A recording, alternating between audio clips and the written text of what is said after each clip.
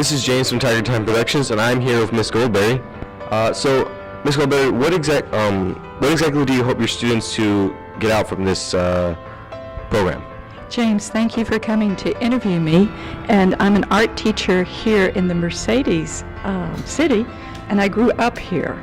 And I had art classes in this Mercedes high school years and years ago, but I left, went off to Austin, got my degree, then later went off to Switzerland and learned a very new way of working with art. And that's what I hope to do here, is introduce these students to some things that I learned which I think are part of the future of art. But right now we're going through the different stages of the fine art development, and I bring to them a poster and a book about some of the famous artists that have worked with the different ideas of art, from naturalism to expressionism to later abstract art, and then what we're working on today. And what we have in this room, one of the first things that they do is to do the cover of their journal. So I have a lot to bring to them, and I would like for them to remember this course. So each day we have a little lesson, a short one. They record that in their journal. This is Carissa, and they can decorate it with their hand work. So each one of them chose a theme with their hand. Oceana did an ocean theme. So their creativity came out right from the start. And though I have something I want to give to them, I want to also encourage them in what is lying within them that we can develop here.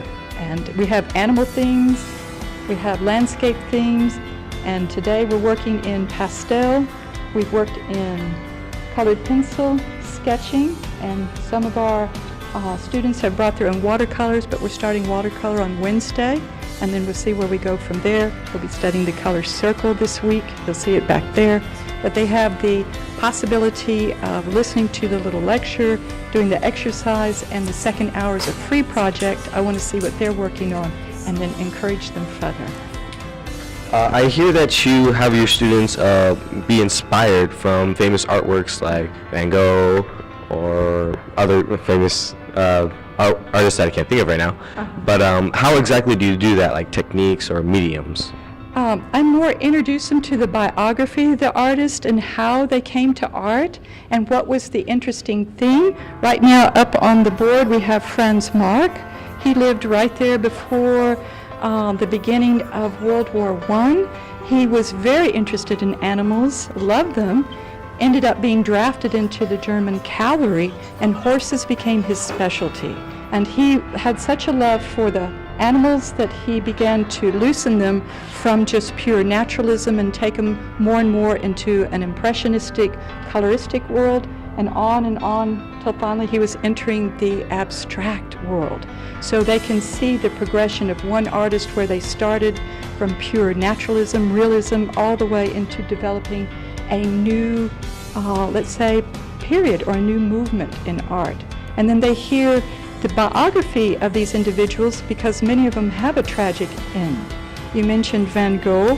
He was pioneering the Impressionism, but he went on beyond and went into Expressionism. But he had a life that was very difficult because what he was doing at that time was not supported. And this happens to a lot of artists. There's the joke that you have to die to be famous, and that's almost true. In his lifetime, he never sold one single painting, and now they go for multi-millions of dollars. Yeah. So biographies, their technique, what they did in their life, how they proceeded with their arts, what their struggles were, and to take those ideas and use them to fortify themselves in whatever direction they choose. Don't stop. You know, just because it's not being done doesn't mean it might not be the future in the visual arts.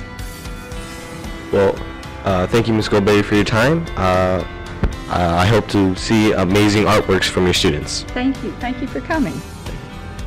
This is James from Tiger Time Productions, signing off.